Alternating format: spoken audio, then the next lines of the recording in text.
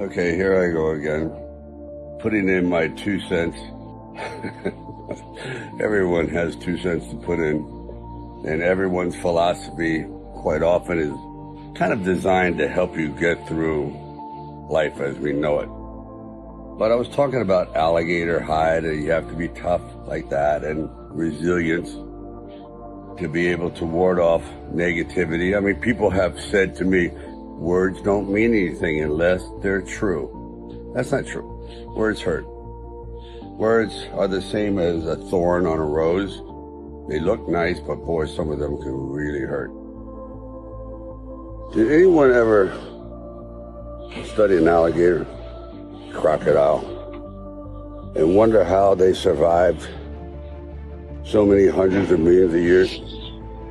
Thick skin. Thick skin. Almost impervious paint. That is an element that I think is so necessary in this day and age to be successful. Talent. All right. That's a given. You have to have some of that. Ambition. Yeah. You got to have a hell of a lot of that. And this fear of failure. Good helping of that. Certainly inspires one to get out of bed in the morning. But the most important thing is the alligator hide. You have to be able to take criticism. I believe that some of the most talented people in the world fail because they can't take the criticism. They're too sensitive. Their artistic part of them just can't withstand the withering intellectual verbal bullets that rip them to shreds.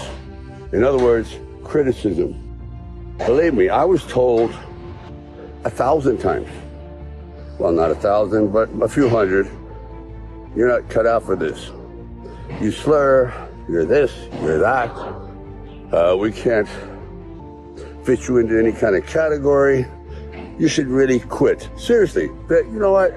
You should work behind the scenes. And I went, well, yeah, thank you for that.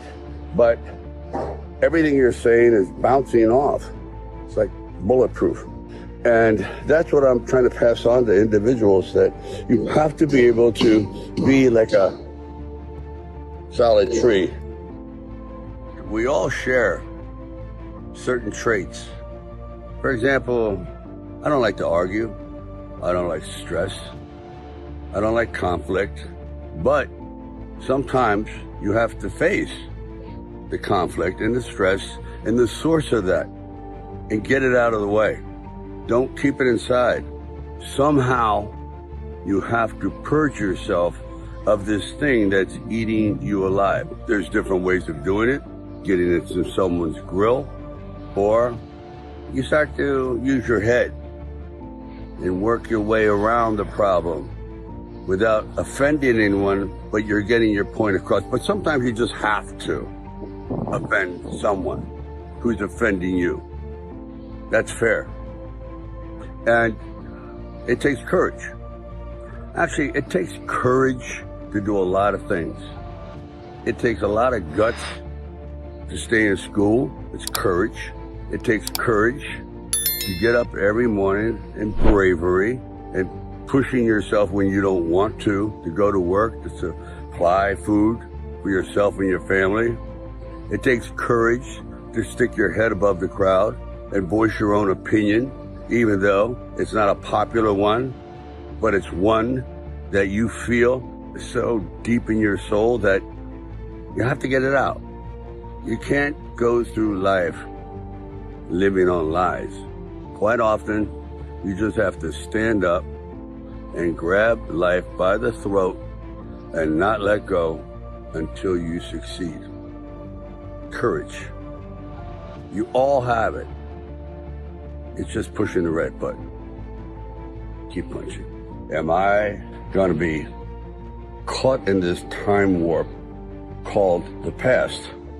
Because quite often, let's face it, your problems are from the past.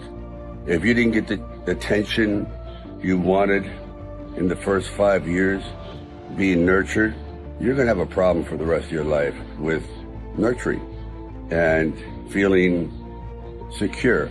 For example, I feel that nurturing and compassion and love and protection at a very early age, meaning when you're an infant, is more of a priority than food. And when you don't get that when you're young, you crave it your whole life.